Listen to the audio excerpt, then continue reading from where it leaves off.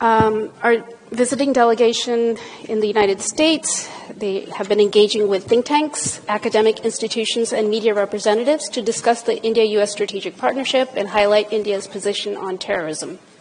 So today we're joined by 4 members of that delegation. Right next to me, none of these need any introduction, but however, Dr. Shashi Tharoor is an author, politician, and former international diplomat. A 4-term member of parliament, he represents Thiruvananthapuram, Kerala, in the Lok Sabha. A member of the Indian National Congress, he has served as Minister of State for External Affairs as well. And he's currently the chair of the Parliamentary Standing Committee on External Affairs. Mr. Milindera is a former union minister and member of parliament from Mumbai South.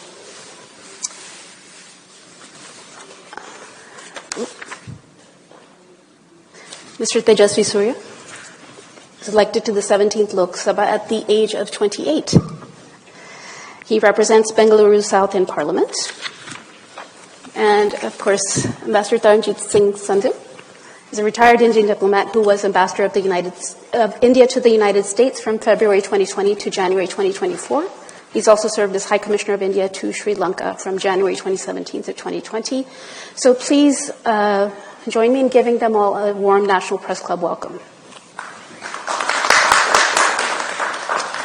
So, Dr. Tharoor, over to you for some opening remarks. Thank you, Poonam. Well, I'll keep those brief so we can get straight into a conversation.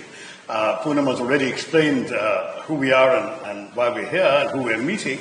Broadly speaking, we have been to 4 countries already on the way here, though our first stop when we left Delhi was indeed in New York, so we could go and pay tribute at the 9/11 memorial and convey, if you like, our strong solidarity with victims of terrorism everywhere, since 9/11 accounted for people from so many different nationalities. We then went on to Guyana, where we met the government, legislators. At every place we met government, legislators, think tanks, and media. We went on from Guyana to Panama, from Panama to Colombia, from Colombia to Brazil, and here we are now with all of you. At the end of the Memorial Day recess, spending a day on Capitol Hill has been extremely rewarding because we were able to meet a number of congressmen and senators. And in fact, we've just come from a meeting with half a dozen senators who came up and said hello, all of them associated with either the Foreign Relations Committee or the Intelligence Committee. So broadly, what we are seeking to do in every country is to explain our version of events, our experience of the last few weeks, to seek the solidarity and understanding of those we meet and speak to. And I'm very pleased to say that so far, our batting average is over 100. In other words, every single person we have met so far has immediately not only condemned resolutely the terrorist attack upon India and expressed their outrage and their sympathy, but they have also explicitly endorsed India's right to defend itself against terrorism. And this kind of understanding has been most welcome. We've had broader conversations everywhere because India is not going to be defined by one particular incident. We are a country with great ambitions for ourselves, for our people. We are focused on our economic development and our growth. We are focused on technology, on pharmaceuticals, and the whole range of activities that have marked us out as a significant player to be reckoned with in the world. And we're very happy to continue doing all of that. In fact, for us, this terrorist episode was a distraction. It was a most unfortunate and even frustrating experience to have this inflicted upon us at a time when we were focusing on growth. In fact, in Kashmir, it's very striking that the previous summer we'd seen more tourism and more tourists coming than Aspen, Colorado gets every year. And in the course of this year, the first few months of this year, there'd been 100% increase on the corresponding months of last year. So Kashmir was booming. Ordinary Kashmiris were benefiting from vast numbers of tourists coming in, putting money into their hands and their pockets. It was a lovely time. And here's this innocent group of holidays, tourists on a dappled meadow in Kashmir, being murdered in cold blood by people coming and asking their religion and shooting them between the eyes. It really was a sickening outrage. And the nation rose as one to support whatever the government chose to do, and what the government chose to do in the end was what most of us would have wanted. I myself wrote an op-ed 2 days after Pahalgam, which was headlined, "Hit hard, hit smart." And that's exactly what the government did. It hit hard, but it hit smart. It started off making a very clear signal this is only about retribution for terrorism. That is, hit only the 9 bases of established, known terror organizations listed on the U.S. State Department's terror designate list, listed on the United Nations Terrorism Sanctions Committee, the 1267 Committee's list of designated terrorists, and we only hit those. The government publicly announced and told the Pakistanis to, we have not hit any Pakistan government sites, we haven't hit any Pakistan civilian sites, we haven't hit any military sites either. We've just hit terrorist infrastructure. And as far as we're concerned, that's it, we're done. Pakistan chose to retaliate in the most indiscriminate and irresponsible fashion, shelling civilian areas, hitting Sikh Gurdwara, hitting the convent of the Carmelites of Mother Mary in Poonch, killing people in their homes, on the streets, 19 people killed, 59 hospitalized with grave injuries. This was obviously something we had to respond to, and every time Pakistan hit, we hit back. But each time, if you were to go back and look at the briefings the government gave each morning, the message was very clear. We are hitting them because they're hitting us. If they stop, we'll stop. And after 88 hours, the Pakistani Director General of Military Operations reached out to his Indian counterpart and said, let's call it off, and we called it off. We had no desire to persist with this war because, as I said, we have better things to do. It's just a tragic situation that has been needlessly inflicted upon us. And I say to all of you, when we seek understanding for what we've done, it's not in a warlike spirit. We're very conscious we are the heirs of Mahatma Gandhi, a legacy of ahimsa and non-violence. But we will also honor his advice to stay firm, to live without fear, to have the self-respect, never to bow down, never to surrender to this kind of terrorism. And we are going to continue. If they continue, we will continue. If they will let things alone, we will let things alone. Because we have, as I said, a very clear focus on our own development. I think I'll leave it there, not because I have no more to say, there's plenty to say, but I would rather respond to your questions, and my colleagues are also ready to add their words to these remarks of mine when you have questions for them. All right. The floor is yours. We have questions that have been submitted in advance. Yeah. And if the audience has more, they can pass them forward as well. Sure. You'll pass the questions forward. Right. Okay. So one question that we've gotten from several members of the press is why the name Operation Sindur? Right. If you could just briefly address that for those who are not familiar. Right. Well, Operation Sindur, actually, I thought was a brilliantly chosen name.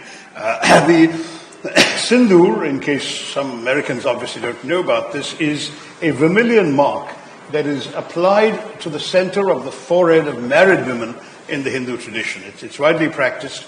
Some non-Hindus do it too, but more for decorative purposes. But strictly speaking, the Sindur is applied at the time of the marriage ceremony and is worn every day thereafter by married women. So we were very conscious that these brutal terrorists, who, by the way, shot men in front of their wives and children, but spared the women. And when one wife screamed out, "Kill me too," she was told, "No, you go back and tell them what we've done." That was why the women were spared. Horrendous, horrendous act. But that Sindur had essentially been wiped off the foreheads of 26 Indian women, or 26, I was going to say Hindu women, but one of them actually was a Christian. But the Sindur had been wiped off the rest by these terrorist actions. And so we wanted, first of all, to avenge that act of wiping off the Sindur. But secondly, it's no accident that the color of the Sindur is that bright vermilion red, which is not far from the color of blood. And in many ways, there is a Hindi expression that the khoon ka badla khoon, here Sindur ka badla khoon hoga, that is blood in response to what they've done to the Sindur. All right. Ambassador Sandhu, there's a question for you. Given your experience in Washington, how would you assess the U.S. administration's current position on the India-Pakistan standoff? Has there been a shift in tone or policy from previous administrations? So, I would give three aspects which the American policy and larger population needs to keep in mind. First is the terrorist attack. As our leader just mentioned, that this was a thought out, a focused operation, essentially on the terrorists and terrorist strike. Kindly look at all those terrorists and terrorist organizations. Are they friends of the United States? And what kind of poison they spread about the United States? Number two, there is a very clear strategic geopolitical angle there. I think one of the biggest neighbors of India is very much involved. And I think that has a certain clarity in the United States. I'm sure you understand who and what I'm meaning. The third part, I would say, especially to the audience in the United States, is the democratic angle, the democracy. You know what kind of elections were held, the threats which the army in Pakistan has been facing. And in order to surmount those, this is being utilized, ranks are being given, other challenges, especially the democracy part, is being put behind. So I think any American policy framer, when he looks at these three aspects, I think the choice is very clear. And do keep in mind that these are the same terrorists who have threatened the United States in the past, and you have just witnessed terrorism here and can do it in the future too. So actually, India is fighting the battle on behalf of the world, especially the United States too. Daniel, if I may come in? Sure. I said to Dr. Tharoor that being in America is my alma mater. So I had the opportunity to live here, study here, not just get my degree in business management, but I'm also a student of American music, American culture. And in addition to the shared values points that Ambassador Sandhu spoke about, we share democratic values, pluralistic values. I think there are other fundamentals based on which this relationship between India and the US is completely transformed. We both understand cross-border terrorism very well. We understand Pakistan-sponsored terrorism extremely well. Broadening that scope of cooperation in that area is extremely critical. That has been growing in the last few years and few decades. And that's why, to Dr. Tharoor's point, we received a very, very warm welcome on Capitol Hill. Congressmen, senators chairing the House Foreign Relations Committee, people associated with the Senate Foreign Relations Committee, the India caucus issued unequivocal, unconditional statements in support of India and condemning Pakistan. But there's also culture and people, and that relationship has also been strengthened considerably in the last 10 or 15 years. And the most critical is in the area of trade and investments. We're hopeful that a bilateral trade agreement will be concluded between both countries very soon. And I think both countries, after COVID, have begun to relook at and rethink their supply chains, look at reshoring jobs to America, to India. Both have an America first, India first policy, bring employment opportunities back to our countries. So I think the basis today of that relationship is largely in the realm of trade and investment. Okay. And I'd like to, Poonam, just quote a statistic because I think it's important for the American media to take that to the American people. Not only are Indian investments in America growing rapidly, but American investments in India have also delivered massive results to investors back home. Few examples of that: a company like Blackstone, which has deployed about $50 billion in India's real estate, Today, the second largest real estate market for Blackstone outside of America is India. They plan to double that investment in a few years. Companies like BlackRock, companies like Brookfield own primary and secondary instruments to the tune of $15 to $30 billion. So it's a very critical partnership that is based on economic cooperation and on mutual investments. Okay, so since we're talking about trade, just yesterday Secretary Letnick said that the Trump administration is upset with some of India's policy, including purchasing arms from the Russians. Do you think Trump has a different view of the Indo-US trade relationship than his predecessors? Yeah. Go ahead. No, go ahead. No, I mean, as far as I'm aware, this may not be an entirely, shall we say, up-to-date answer because I'm not involved in none of us is involved in the trade talks, but we have actually seen a steady change in the pattern of dependence on certain weapon suppliers. Historically, yes, we were major suppliers of Russian equipment. We still need a lot of Russian spare parts and so on, but it's come down a lot from the peak. The comparison I would give you is Pakistan, where 81% of their weapon systems and imports are from China. We don't have that kind of dependence. We've diversified. We have American weaponry. We're very much in the market for more.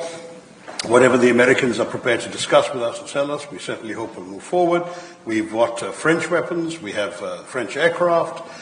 We've also got a lot of Israeli equipment. So we're diversifying. It's not that we are particularly dependent on weapons from any one country, though there was a time when this comment may have been true, that is, that we were overly dependent on the Russian weapons in the days of the Soviet Union particularly. I don't think that's an accurate portrayal of the situation today. Okay.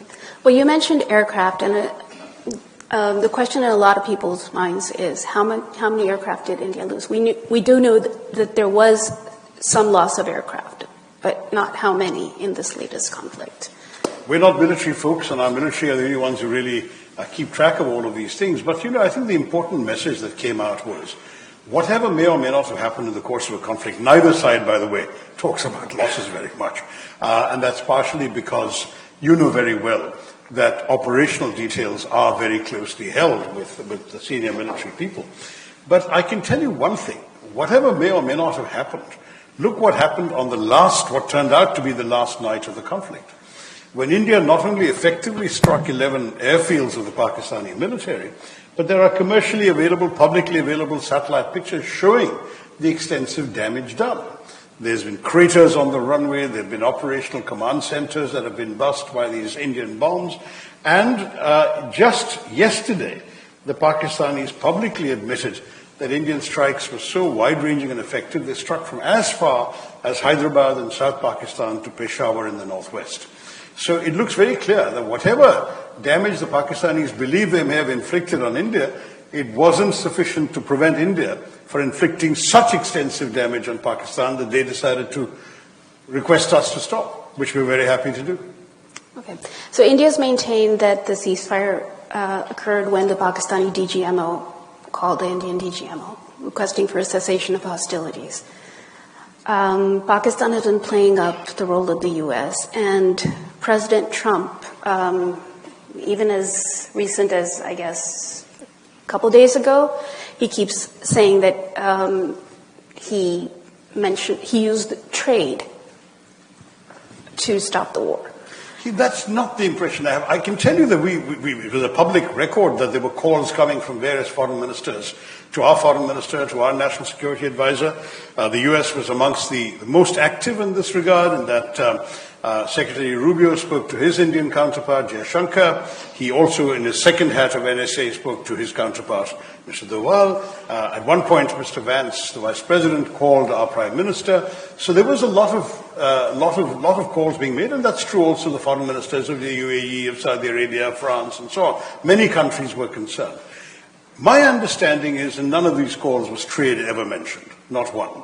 And certainly our information is that from our side, we gave a consistent response throughout, which corresponds to what I've just said to all of you, that we are only taking retribution for a terrorist attack. We are not interested in prolonging this conflict. If Pakistan hits us, we will hit back because we have a right of self-defense. If Pakistan stops, we'll stop. So we didn't need persuading to stop. And that message was given regularly to everybody else who called. I knew that some of this was actually out on the sort of Twitter timeline of our foreign minister. So it was an open thing that we're talking to people and letting them know we're ready to call this off anytime the others do. And the others were the ones who were prolonging it. Only Pakistan had one foot on the escalatory ladder, not India. In every case, they initiated, we retaliated. When they stopped, we stopped. That's the way this came to an end. So critics argue that India hasn't presented enough concrete evidence to the international community regarding Pakistan's role in the Pahalgam attack. And as per the Indian government, the success of Operation Sindur as well. How would you respond to that? Mr. Suri, would you like to take that question? Poonam, I think this is not the first time that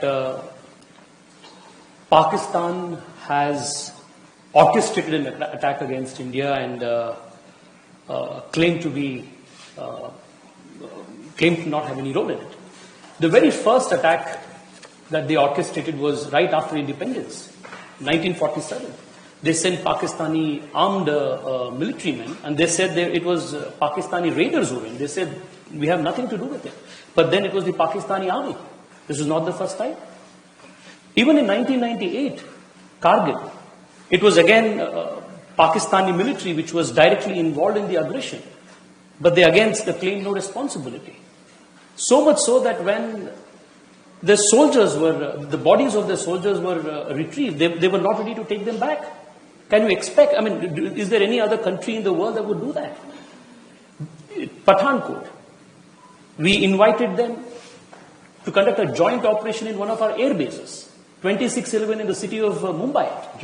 Joint investigation happened in Mumbai. The dossiers were presented, not just to Pakistan but to the international community. Pakistan did nothing. This time around in Pahalgam,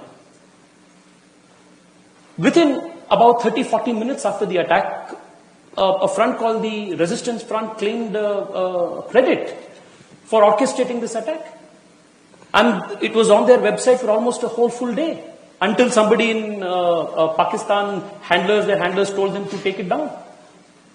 And it was in the United Nations Security Council when the press statement was to be released. It was Pakistan, and it was the support of China that it was removed, the reference to TRF. And the picture that has been going around on social media, where funerals of the terrorists attended by military-clad army men, is again a testimony to the deep nexus between Pakistani army, Pakistani ISI, Pakistani government and the terrorists. So this has gone on for a very long time. And I just want to, on the objective that we had set out to achieve. The first attack was with respect to the 9 terrorist bases. All the 9 terrorist bases that were attacked are on the UNSC 1267 list. It was not that India came up with a fictitious list.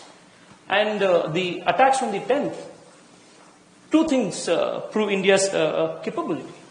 One, there are multiple satellite images available in public domain. Right, and we've covered... That has been accepted. And the fact that the Pakistani DGMO called the Indian DGMO, his counterpart, and requested for a ceasefire is further proof. So in your visits to the countries that you visited so far, has the delegation presented more concrete evidence of Pakistan's complicity in the attack? Look, evidence is a curious way of putting it, because in very many cases, in fact, in the bulk of the cases of the more than 40 to 50 terrorist attacks inflicted on India since the turn of the century, in every case, Pakistan has denied it, and in every case, their complicity has been established. Denial is standard fare for them. So you found Mumbai, 2008, where 170 people, including many American citizens, were killed in 5 locations in Mumbai. What happened? The Pakistanis said it wasn't them. Immediately, one of the killers was captured alive, and he turned out not only to be Pakistani, his family, his address, where he was trained, who trained him, everything was out there. You had the chilling recordings taken by Western intelligence agencies as well as Indian ones of the voice of the Pakistani handler giving minute-by-minute instructions to the killers in Mumbai to continue killing. This kind of evidence, plus the evidence from the interrogation Kasab, was also provided to the Pakistanis. Entire dossiers were put together. Right. Not one person has been prosecuted, not one person has been punished by the Pakistanis. The US, using the same evidence, has jailed David Coleman Headley for planning and plotting this attack, and Tahawoor Rana has been extradited to India, who is a Chicago-based conspirator in this particular thing. So we're showing you that despite the collection of evidence, there is actually no corrective action. So beyond the point, one piece of evidence, Poonam, is a long pattern of conduct. And don't ever forget that the Pakistanis also said they had no idea where Osama bin Laden was until he was found in a safe house right next to an army camp in a cantonment city. So Pakistan denials are not worth anything, frankly. Second is that the Resistance Front is a known proxy for the LET, the Lashkar-e-Toiba, headquartered in Pakistan. And the TRF evidence was given first, not just for this thing, but for their activities, was given first to the UN committee by India in December of 2023. So we've had repeated attempts, 4 attempts, to get the TRF listed. The fact that the TRF then claimed credit for this grotesque attack and did so in less than an hour after it took place, when most of the world didn't even know it had happened, shows their complicity. And third, frankly, our intelligence agencies don't unleash the Indian Army or the Indian military without serious work.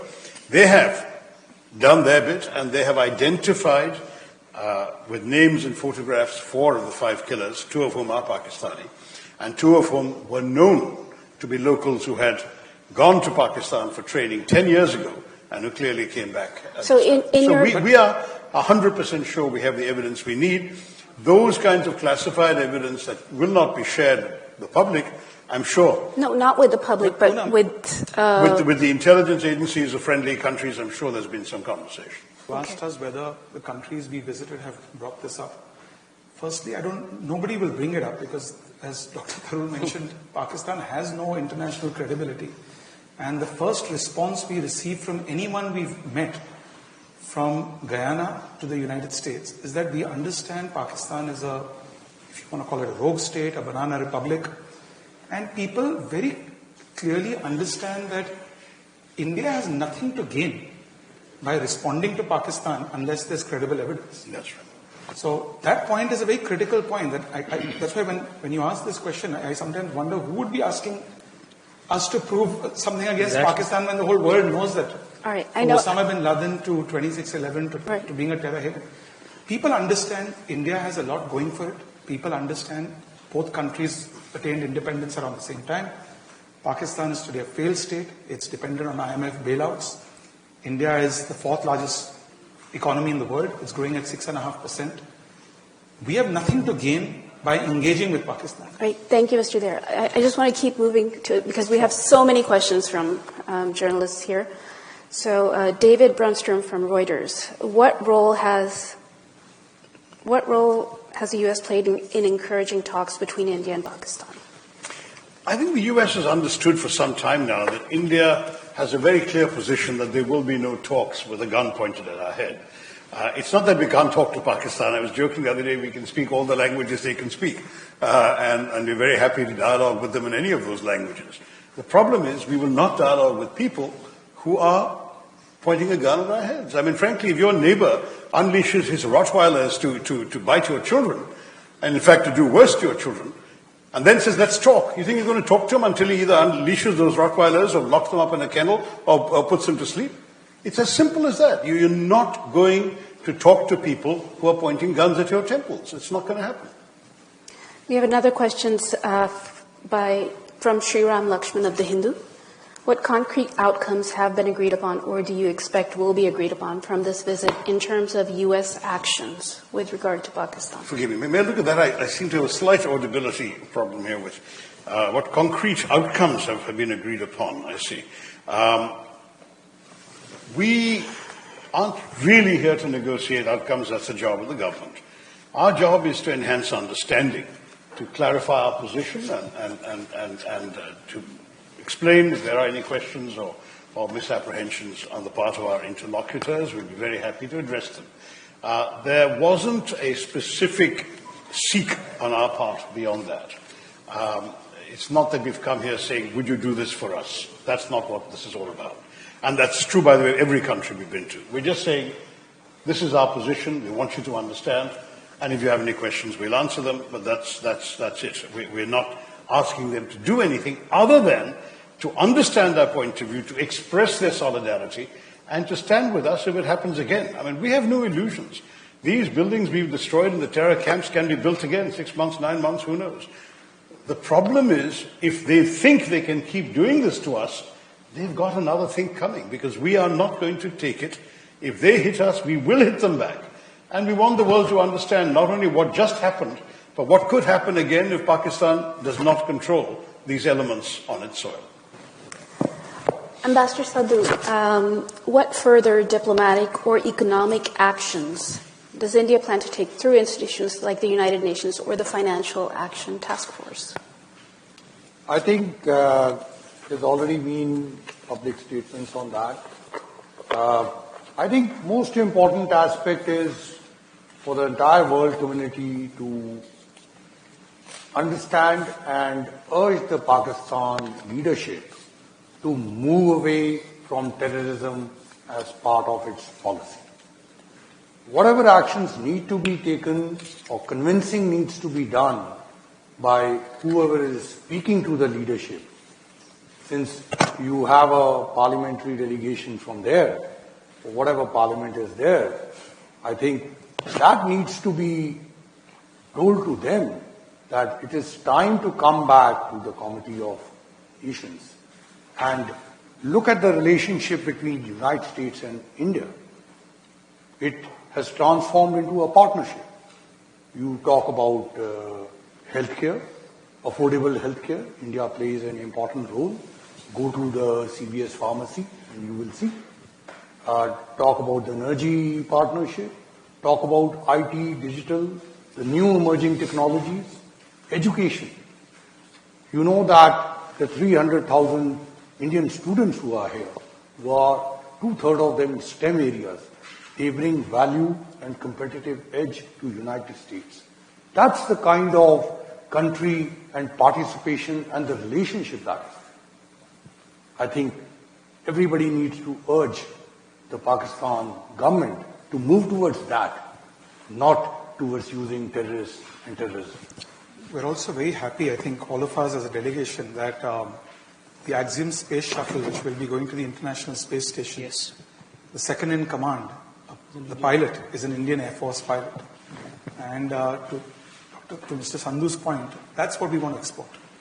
We want to export culture, we want to export engineers, we want to export technology, and that's what we really bring to the world. It's unfortunate that a young politician from Pakistan, who should be spending more of his time in fixing his own country, is in the US, defending some of those who may be responsible for assassinating his mother. So that's the reality and that's the difference. We have, sorry. Yeah, no, I just wanted to add something to the previous question. You keep talking, and we hear this a lot from people who are well-meaning. And why don't you talk to the Pakistan? Who do we talk to?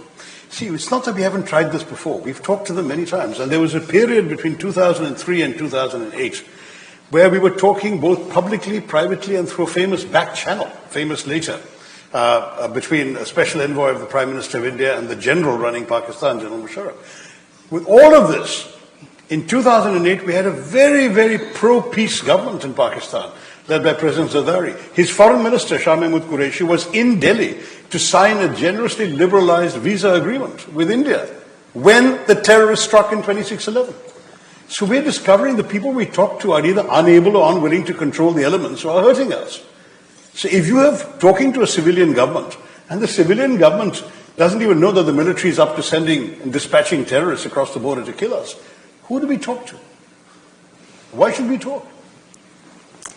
Okay. Our next question is from Paul Beckett, who's a National Press Club member, and he spent a decade as the Wall Street Journal's South Asia Bureau Chief and Asia Editor.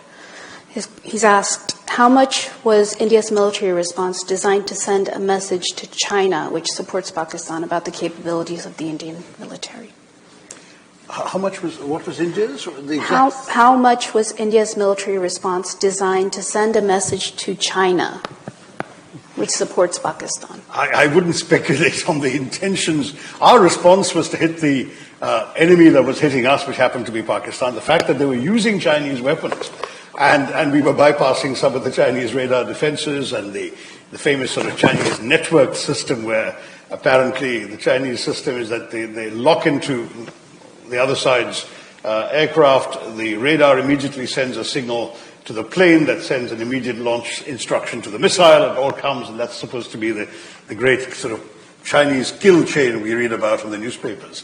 So I don't think that when India decided to bypass some of those threats and hit the airfields it did on the 9th, 10th night, I don't think they were worrying about who gets the message. They want to make sure that the Pakistanis got the message and they got the rough end of what we were sending them, which they did. And frankly, I think many of us feel very proud of our defense forces for having done this.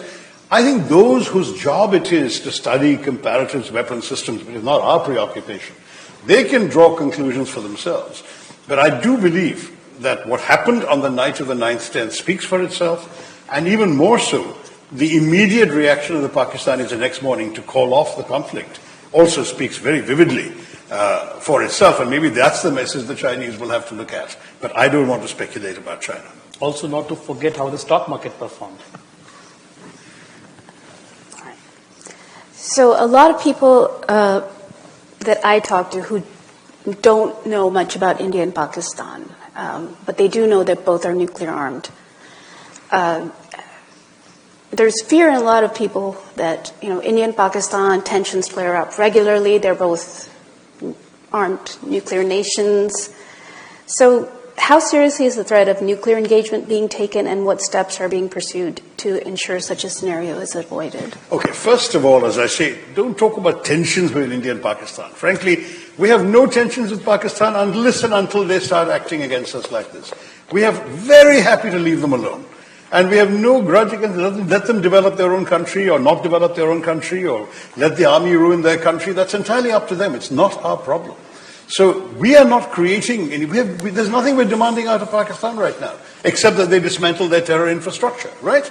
So please don't, there's a big flaw in some of these assumptions that there is equivalence between India and Pakistan as if they're two sides of a chain. The fact is that there can be no equivalence between terrorists and their victims. There can be no equivalence between a country that's needling another country and sending terrorists across to bleed it with a death by 1,000 cuts, in the famous phrase of a Pakistani general, and those who are trying to defend their own territory, their own sovereignty, their own people. There is no equivalence.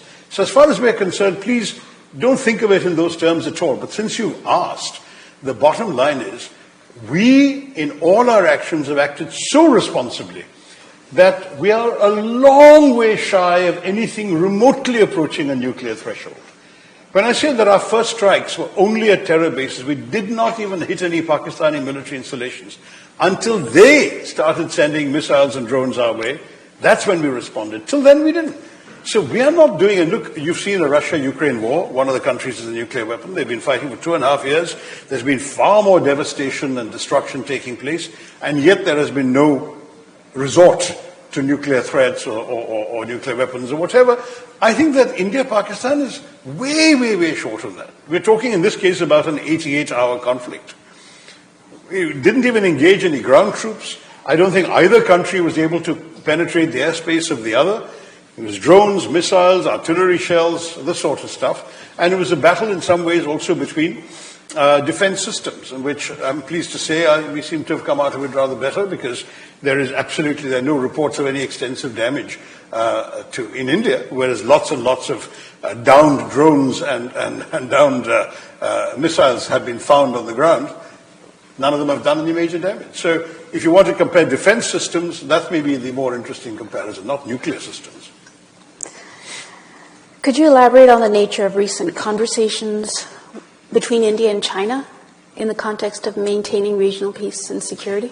Well, recently I would not say there have been any significant conversations. There was a significant thaw in the tense relationship between our countries, starting with September of 2024, when our foreign minister met his counterpart, our national security advisor met his counterpart, the generals on both sides talked to each other, and there was a certain agreement reached to ease some of the tensions on the border that had begun when China killed 20 of our soldiers on the border in June 2020.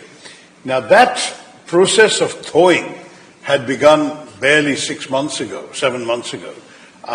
when this particular unpleasant terrorist incident and subsequently the conflict with Pakistan, even for a few days, erupted, during which time China was unconditionally supporting its all-weather friend, Pakistan, including in the Security Council on things like the statement one of my colleagues has mentioned. So I don't think that we've had much cause to talk to them very recently. But the earlier process of thawing reflected a strategic choice on the part of both countries to dial down tensions and cooperate.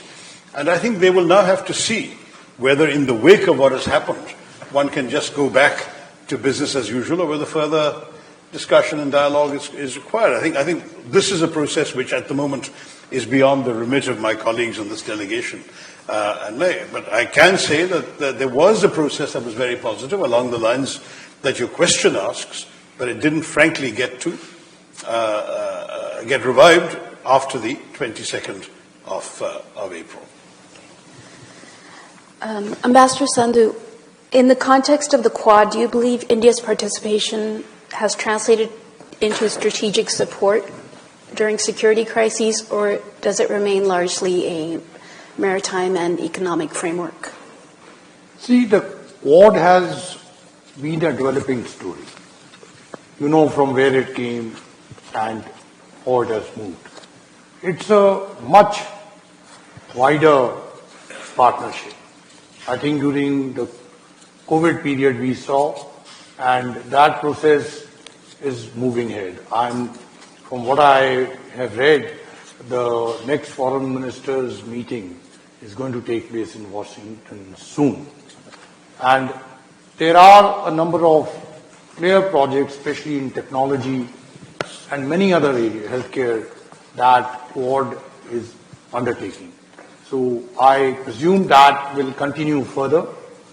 And that process, which began years ago, but actually intensified during President Trump's first term, further deepened during President Biden's term. So I'm sure the second term of President Trump will see its maturity further.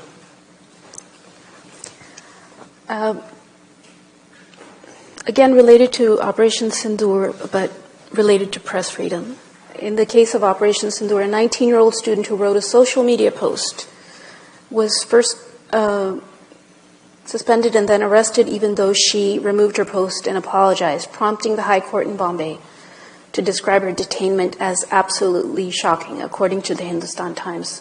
What does that tell us about the state of free speech in India today? Who are you asking this question to? Mr. Tharoor, would you like to? Well, I don't know if we have a system that the courts work, and unlike other countries, if a state government has engaged in a wrongful arrest, somebody can take recourse from the courts. So, I mean, look, we are the largest democracy, we are the most diverse democracy, and we are a federal structure where our judiciary works. So, I think that we've got everything going for us. And if you compare what the scenario looks like around the neighborhood, we are really truly the most vibrant democracy.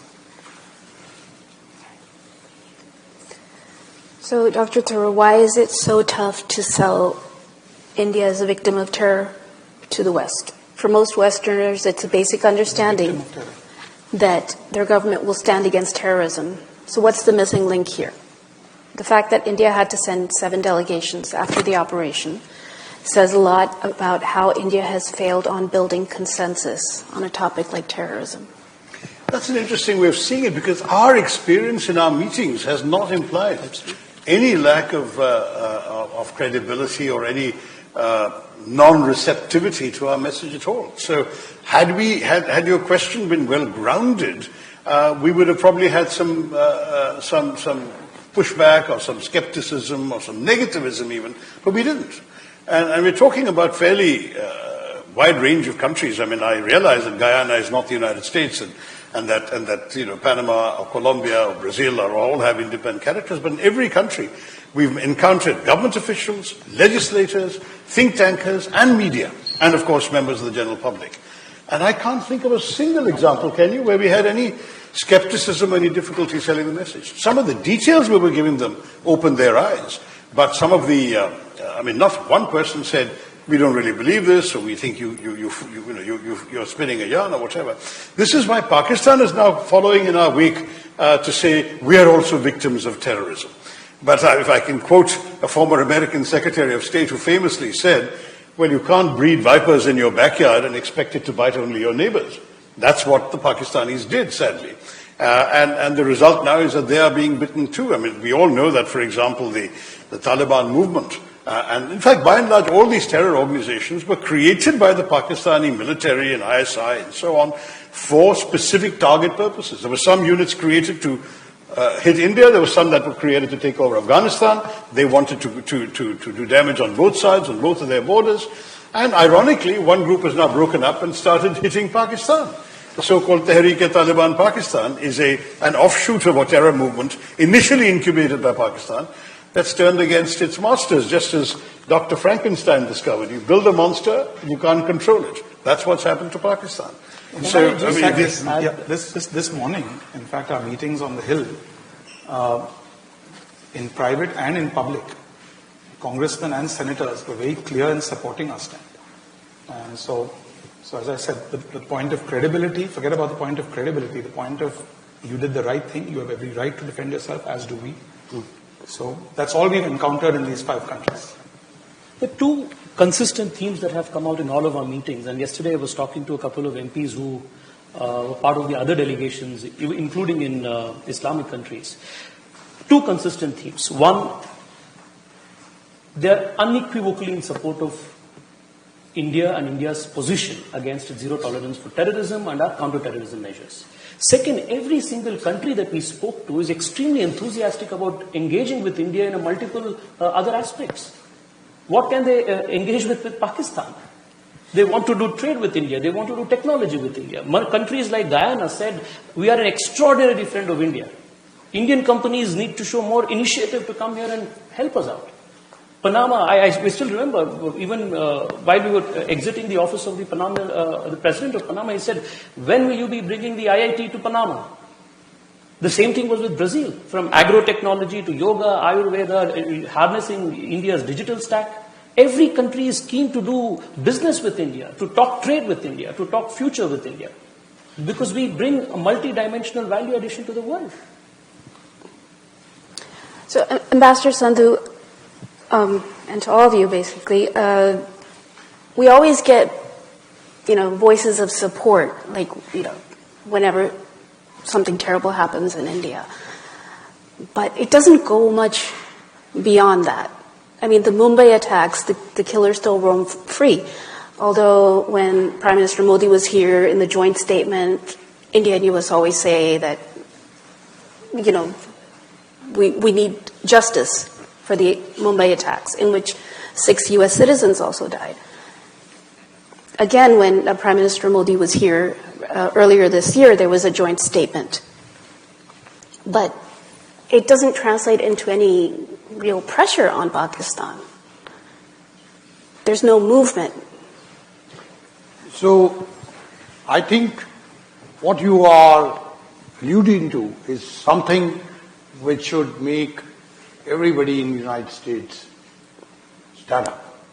That terrorism, which is hitting everyone, including the United States. And look at the thread of most of the terrorist activities from here. Right from the shooting outside the CIA in the late 90s to now. Some thread comes from Pakistan. And you were talking about the trade. What is the biggest export which Pakistan has today? Terrorism. Is that the focus they are going to go towards? So it's time that United States and other countries, when the leadership comes here, and that's why I mentioned Mr. Bhutto should be looking very seriously at curbing terrorism in Pakistan, if he can. If the Field Marshal allows him, or maybe tomorrow Super Field Marshal. Look, what is very important, you also asked another question, that were we sending a message to China? No, we were sending a message to the terrorists, to terrorism as a policy. But what is the message coming out from there? From China? Does the United States need to take a look at that? There is a China-Pakistan axis. So I think these are some of the issues certainly that should take. And I also pointed out to you, look at the relationship, look at the depth of United States-India relationship. Look at the partnership which stretches across. And same is the issue, as my colleague just mentioned. All the 4 countries we went to, each one asked for an IIT to be established there. That's towards which you need to urge Mr. Bhutto to take his country towards, since his father is the president of the country. Just to add to what Ambassador said, in 1996, India proposed the CCIT, the Comprehensive Convention on International Terrorism in the United Nations. We were the country that sponsored this idea. But unfortunately, even till today, there hasn't been a consensus around that to define in international terms what terrorism means and to come up with an international framework to go after those who sponsor it, fund it, and curb terrorism. I think that's a very important direction towards all countries coming together. While we were in Brazil, we learned that India and Brazil is working towards a bilateral agreement on combating terror, which is, I think, a very encouraging, important step for both of these countries. I have this 3-4 page list that mentions a list of major terrorist attacks affecting the United States and with connection with Pakistan. More than 32 incidents mentioned here. So the world needs to take note that the terror that is emanating from Pakistan is not just a threat to the immediate geography, but is a threat to the whole world. Right. Well, I mean, you mentioned that all the visits that you've had, everybody supports India against terror, everybody wants to cooperate with India in different sectors. But do you see there being a growing consensus that Pakistan is a terrorist state, something that President Bill Clinton contemplated announcing during Kargil?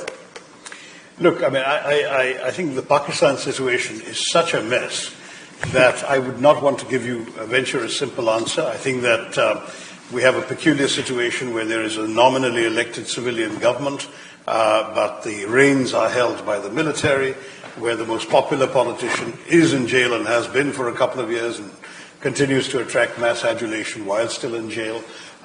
There are all sorts of things going on there, and the Pakistanis go around saying, we're helpless, we ourselves are victims of terrorism, because indeed you have the Tehreek-e-Taliban Pakistan that's attacking the army and the civilian government installations and so on. So the country is frankly in a mess. To call it a terrorist state would be to imply that all of them are complicit. I think half the time one organ of Pakistan doesn't know what the other organ is doing. And there's a lot of this kind of confusion, which also makes it very difficult to talk to them. I will say that if the Pakistan government wants to be taken seriously as a responsible state, then the task for it is very clear.